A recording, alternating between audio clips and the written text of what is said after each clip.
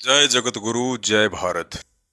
परमपिता परमात्मा, सारी सृष्टि के रचनहार, कुल मालिक, असंख्य ब्रह्मांडों के स्वामी, जगत गुरु, तीनों लोकों में प्रवेश करके सबका पालन पोषण करने वाले राजाधिराज, आत्माधार, नाथों के नाथ, देवों के देव महादेव, सर्वेश्वर महेश्वर, मृत्युंजय, अजरो अमर, आदि अनादि सनातनी प्रभु, जगत पिता जगदीश्वर, श्री श्री 1008 की उपाधि के वास्तविक अधिकारी, अकाल मूर्त सौद स्वरूपी राम वासुदेव, सर्वगतम ब्रह्म, परम पूज्य, प्रथम पूज्य, परम संत, परम पुरुष, परम धनी, परम दयालु, सत्य कबीर, हक्का कबीर, अल्लाहु कबीर, अल्लाहु अकबर, बाखबर, अल्लाह ताला, जगत के तारणहार, जगत के मुक्तिदाता, जगत के जगन्नाथ, हारे के सहारे, हिंदुओं के राम, मुसलमानों के अल्लाह, सिखों के वाहिगुरु, ईसाइयों के मसीह, दया के सागर दया निधि, करुणा के सागर करुणा निधि, स्वयंभू परिभू, संकट मोचन, कष्ट हरण, मंगल करण, दुख भंजन,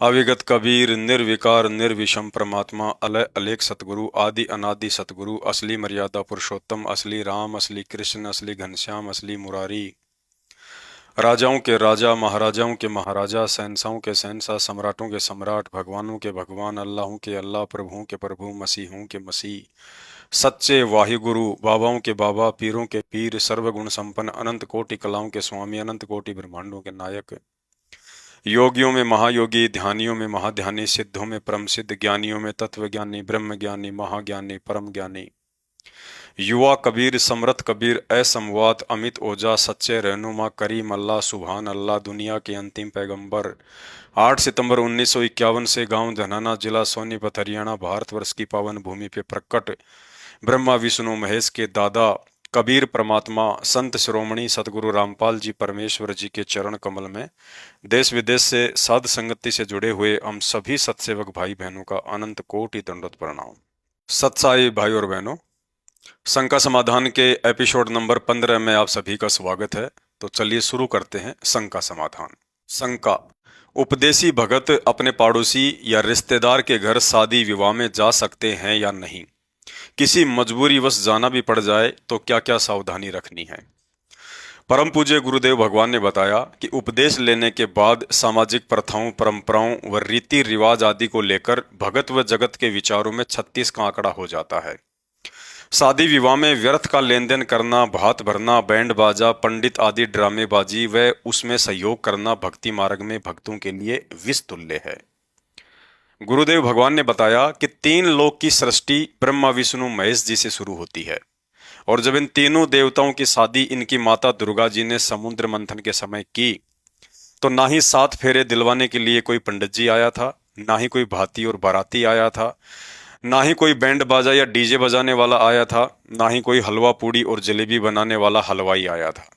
अतः इससे स्पष्ट है कि वर्तमान में शादी विवाह के समय जितने भी आडंबर और पाखंड किए जाते हैं, यह मात्र लोक दिखावा है, जिसे समाज के धनी लोगों ने अपनी झूठी शानो शौकत समझ लिया कि शादी विवाह में जितना अधिक दहेज दिया जाएगा, जितने अधिक पकवान बनवाए जाएंगे या अन्य नकली सजावट पर जितना अधिक खर्चा किया जाएगा, समाज में उनकी उतनी ही इज्जत बढ़ेगी, लोग उनकी वाहवाही करेंगे। परंतु ज्ञानहीन धनी लोगों द्वारा शुरू की गई इस तरह की कुप्रथा आज 90% आम समाज के लिए दुख व कर्ज का मूल कारण बन चुकी है।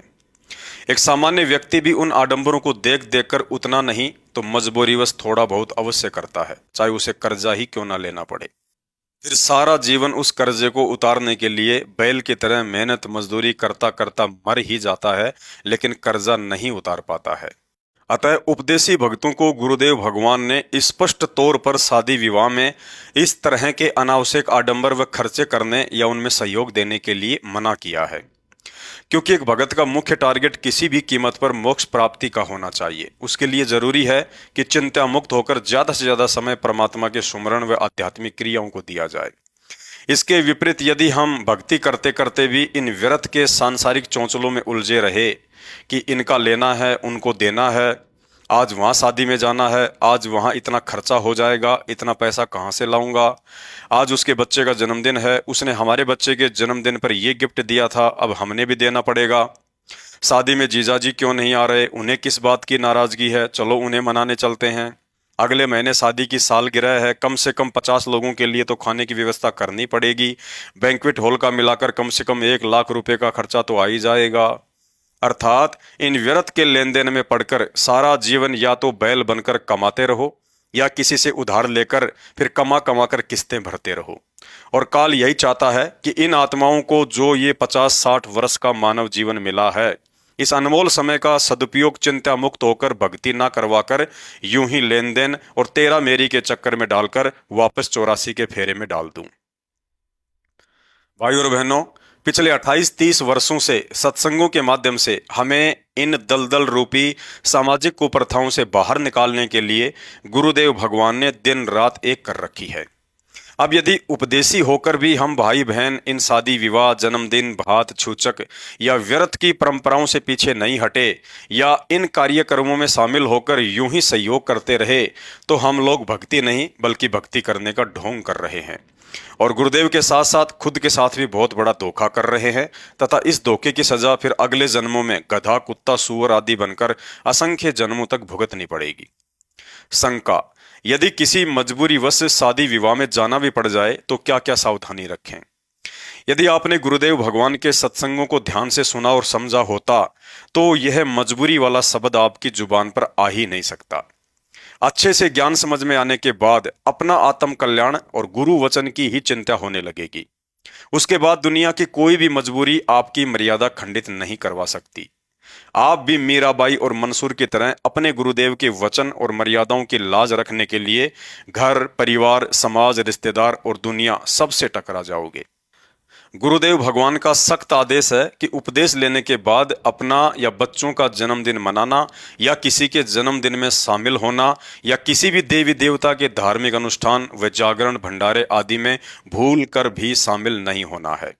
रही बात शादी विवाह में जाने की, तो ज्ञान में कमजोर भक्तों के लिए गुरुदेव भगवान ने बताया कि आपको जाना भी पड़ जाए तो वहां किसी भी आडंबर, लेन देन व पूजा पाठ में शामिल नहीं होना है और ना ही सहयोग करना है। एकांत में बैठकर अपना भजन कीजिए या किसी रिश्तेदार के साथ भक्ति मार्ग की चर्चा कीजिए।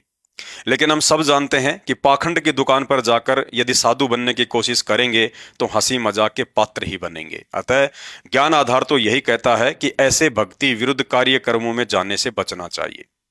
कहते हैं, मूर्ख की प्रीत बुरी, जुए की जीत बुरी, बुरे संग बैठ चैन भागे ही भागे, काजल की कोठरी में कैसा भी यत्न करो, काजल का दाग भाई लागे ही लागे।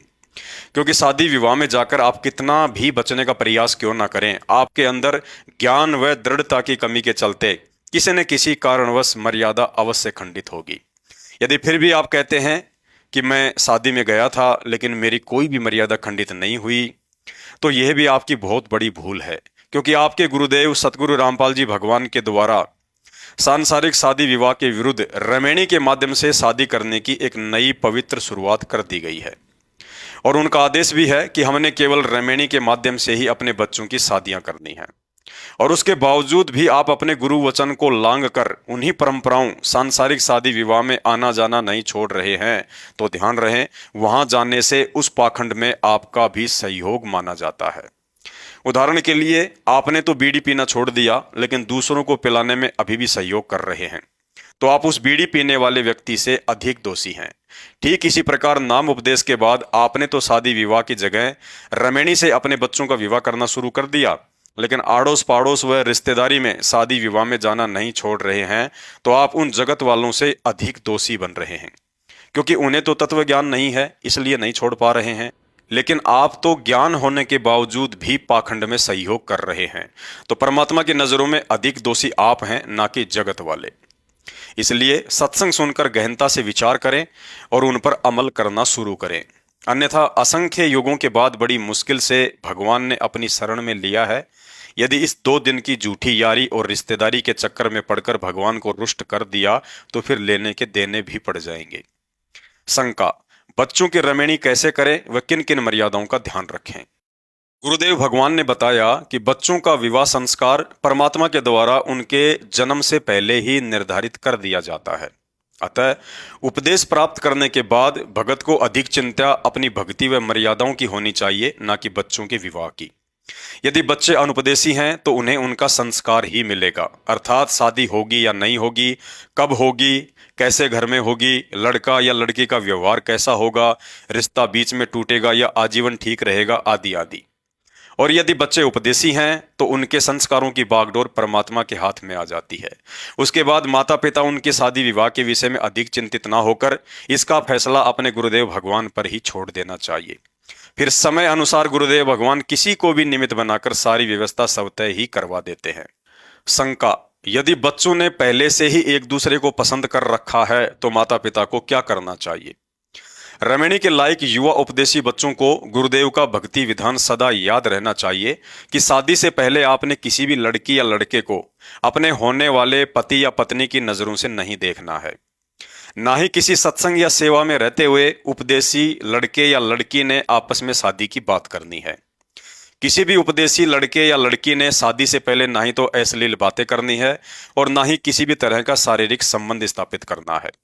जब तक आपके माता पिता के द्वारा आपकी रमणी संपन्न नहीं करवा दी जाती है या माता पिता नहीं हैं तो किसी और सत्संगी के माध्यम से रमणी संपन्न नहीं हो जाती है, तब तक सत्संगी होने के नाते एक दूसरे के साथ भाई बहन के रिश्ते में ही रहना है। यदि आपको विश्वास है कि भगत के संस्कारों की बागडोर गुरुदेव भगवान के हाथ में है और समय आने पर मेरी कोशिश के बिना भी वह संस्कार अवश्य जुड़ जाएगा, उसके लिए चाहे माता पिता निमित्त बने या कोई रिश्तेदार या अन्य भगत भाई बहन, तो उसके बाद अपनी किसी भी गुरु बहन से अपने रिश्ते की बात खुद ने नहीं करनी चाहिए। अन्यथा शादी से पहले अपनी गुरु बहन को पत्नी की नजरों से देखना मर्यादाओं के विपरीत है। शंका: मैं उपदेशी हूं, मेरी उम्र 25 वर्ष है, लेकिन माता पिता अनुपदेशी हैं। उनकी जानकारी के बिना एक लड़की को पसंद कर रखा है, हम दोनों शादी करना चाहते हैं, क्या करें? यदि आप दोनों उपदेशी हैं और माता पिता की जानकारी के बिना एक दूसरे को पसंद कर रखा है तो शादी से पहले भूलकर भी शारीरिक संबंध स्थापित ना करें। शादी से पहले भाई बहन वाला रिश्ता ही कायम रखें। भले ही आपके माता पिता अनुपदेशी हैं, फिर भी आपका कर्तव्य बनता है कि आप दोनों अपने माता पिता के सामने शादी का प्रस्ताव अवश्य रखें। यदि दोनों पक्षों से माता पिता शादी के लिए अनुमति दे देते हैं तो आपसी मर्यादा के साथ रमणी पद्धति से ही शादी करें। यदि लड़का लड़की दोनों के माता पिता अनुपदेशी हैं और रमणी के द्वारा शादी के प्रस्ताव से सहमत नहीं हैं, तो ऐसी स्थिति में माता पिता की आज्ञा व सहमति के बिना शादी करना एक सत्संगी के लिए उचित नहीं है। इसका समाधान यही है कि आप अपने पूज्य गुरुदेव भगवान से इस विषय में प्रार्थना करें और जैसा भी आदेश मिले फिर वैसा ही करें। शंका: मैं उपदेशी हूं तथा माता पिता अनुपदेशी हैं, लेकिन माता पिता अपनी पसंद की लड़की से मेरी शादी करना चाहते हैं, ऐसी स्थिति में क्या करें? यदि अनुपदेशी माता पिता अपनी पसंद की लड़की या रिश्तेदारी में आपकी शादी करना चाहते हैं तो आपको इसमें कोई दिक्कत नहीं होनी चाहिए। माता पिता कभी भी अपने बच्चों का बुरा नहीं सोचते हैं, लेकिन ऐसी स्थिति में आपको अधिकार है कि आप लड़की के माता पिता के सामने अपनी भक्ति मर्यादाओं के विषय में खुलकर चर्चा करें। दहेज रहित व किसी भी तरह के आडंबर व पाखंड रहित रमणी पद्धति से शादी करने का प्रस्ताव खुलकर रखें। यदि उन्हें आपकी शर्त मंजूर है तो आप जी शादी के लिए हाँ कर दें, अन्यथा आपको शादी का प्रस्ताव ठुकराने का पूरा अधिकार है, चाहे आपके माता पिता राजी रहें या नाराज रहें, क्योंकि आत्म कल्याण व मर्यादाओं को लेकर किसी भी कीमत पर समझौता नहीं किया जा सकता है। शंका: मैं उपदेशी हूं, दोनों पक्ष रमणी के द्वारा मर्यादाओं के अंतर्गत मेरी शादी करने को तैयार हैं, लेकिन लड़की अनुपदेशी है, क्या अनुपदेशी लड़की से मेरा शादी करना उचित होगा? कोई भी व्यक्ति जगत से ही भगत बनता है। आप जी शादी से पहले लड़की के सामने अपनी भक्ति व मर्यादाओं को लेकर खुलकर चर्चा करें। यदि लड़की शादी के उपरांत आपकी भक्ति में बाधा उत्पन्न न करने का वचन देती है तो आप जी शादी कर सकते हैं, और कोशिश करें कि उस आत्मा को भी ज्ञान समझाकर तथा अपने व्यवहार से प्रभावित करके गुरुदेव से नाम उपदेश दिलवाने का प्रयास करें। शंका: भक्ति मार्ग में कोर्ट मैरिज करना उचित है या अनुचित? कोर्ट मैरिज अक्सर वे लोग करते हैं जो शादी को लेकर अपने माता पिता के फैसले से नाखुश होते हैं या उनके माता पिता अपने बच्चों के फैसले से नाखुश होते हैं। यदि भक्ति मार्ग में कोर्ट मैरिज करना उचित होता तो सतगुरु रामपाल जी भगवान ने रमणी पद्धति से शादी करवाने की आवश्यकता नहीं पड़ती। अतः जल्दबाजी में, अज्ञानता में या भावनाओं में बहकर इस तरह के फैसले करना भविष्य में दुख का कारण बनता है। पूज्य गुरुदेव जी हम आत्माओं को ज्ञान व भक्ति देकर कलयुग में सतयुग जैसा एक ऐसा माहौल पैदा करना चाहते हैं जहां बच्चे अपने माता पिता व गुरु को मन कर्म वचन से भी चोट ना पहुंचाएं, जहां बच्चे सदा ये सोचकर माता पिता व गुरुदेव की उस प्रत्येक आज्ञा का पालन करें जो उनके भक्ति मार्ग में सहयोगी होती है, कि माता पिता व गुरु कभी भी अपने बच्चों का बुरा नहीं चाहते। यदि हम माता पिता की आज्ञा व गुरुदेव के भक्ति विधान के विपरीत जाकर कोर्ट मैरिज करते हैं तो ये सभी को दुखी करने जैसा कर्म है। और यह भी सत्य है कि माता पिता व गुरु की आत्मा को चोट पहुंचाकर किया गया कोई भी कर्म सफलता की सीढ़ी नहीं चढ़ पाता। अतः सतगुरु रामपाल जी भगवान ने अपने भक्तों को जिस रमैणी पद्धति से शादी करने का आदेश दिया है, हमने उसी पद्धति से अपने बच्चों का विवाह करना है। ज्यादातर लोग कोर्ट मैरिज इसलिए करते हैं क्योंकि उन्हें रिश्तों पर भरोसा नहीं होता है, परंतु भगत को सच्चे मन से सीधे तरीके से भक्ति कर्म करते हुए चलना होता है। यदि आपको कहीं मैरिज सर्टिफिकेट की आवश्यकता पड़ती है तो आप कोर्ट में जाकर अपनी शादी को रजिस्टर्ड करवा सकते हैं, इसमें कोई दोष नहीं लगता। सन 2014 बरवाला कांड के उपरांत साध संगति के अभाव में आज संगत में होने वाली 50% रमैनियां साल 6 महीने के अंदर ही टूटती जा रही हैं। सैकड़ों बहनों का जीवन नरक बन चुका है। अतः काल प्रेरित सतलोक आश्रम मैनेजमेंट हरियाणा से जुड़ी आत्माओं से प्रार्थना है, रमैनी के विषय में साध संगति से जुड़कर सोच समझकर ही कदम उठाएं तथा रमैनी को रामायण बनाकर पूज्य गुरुदेव जी की बदनामी का कारण बनने से बचें। शंका: उपदेश प्राप्त भक्तों ने बच्चों की रमैनी में क्या क्या सावधानी रखनी है? यदि गुरुदेव भगवान आश्रम में हैं तो सर्वप्रथम उनकी आज्ञा लेकर उनकी अनुपस्थिति में आश्रम में ही रमैनी करें, या जैसा भी आदेश मिले वैसा ही करना चाहिए। आज वर्तमान 2024 में पूज्य गुरुदेव जी हिसार जेल में बैठे हैं और बाहर आश्रमों में उनके नाम से धार्मिक धंधा शुरू हो चुका है। अतः ऐसी स्थिति में ज्ञान को आधार बनाकर मैरिज हॉल या टेंट आदि के अनावश्यक खर्चों से बचते हुए दोनों पक्षों में से किसी एक के घर पर ज्यादा से ज्यादा 15 से 20 व्यक्तियों की मौजूदगी में साधारण तरीके से ही रमैनी संपन्न करें। रमैनी में प्रतिदिन घर पर बनने वाले साधारण भोजन की तरह ही भोजन की व्यवस्था करें। मिठाई के रूप में ज्यादा से ज्यादा खीर व हलवे को शामिल कर सकते हैं। दुनिया की देखा देखी अनावश्यक खर्चा व दिखावा करेंगे तो दोनों पक्ष परमात्मा के दोषी बनेंगे।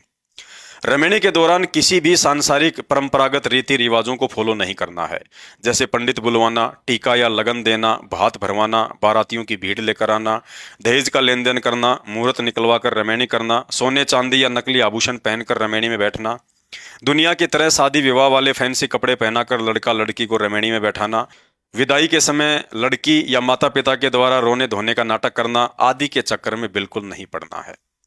रमैनी के दौरान लड़का लड़की ने ना ही तो हाथों में मेहंदी लगवानी है और ना ही कोई मेकअप आदि करवाना है। रमैनी के बाद विदाई के समय रिश्तेदारों को तिलक लगाकर विदा करना, जुहारी में पैसे, घड़ी, सोने चांदी की चैन आदि देकर अपने कर्म नहीं फोड़ना है। रमैनी के बाद अपने रिश्तेदारों को या यार दोस्तों को इकट्ठा करके रिसेप्शन पार्टी देकर कोई भी फालतू की ड्रामेबाजी नहीं करनी है। ध्यान रहे, काल प्रेरणावश इस दौरान आपके समाज या रिश्तेदारों की तरफ से यदि किसी बात को लेकर संघर्ष का सामना भी करना पड़े तो गुरुदेव भगवान पर विश्वास रखते हुए उन्हें अज्ञानी बालक समझकर लड़ाई झगड़ा या क्रोध करने से बचना है। यदि आप चुप रहेंगे तो कुछ समय उपरांत वे खुद ही शांत हो जाएंगे। तो शंका समाधान में आज केवल इतना ही। शंका समाधान के और अधिक वीडियो देखने के लिए हमारे Facebook page Pawan Das is live को फॉलो करें। वीडियो अच्छा लगे तो शेयर करें। बंदी छोड़ सतगुरु रामपाल जी परमेश्वर जी की जय हो।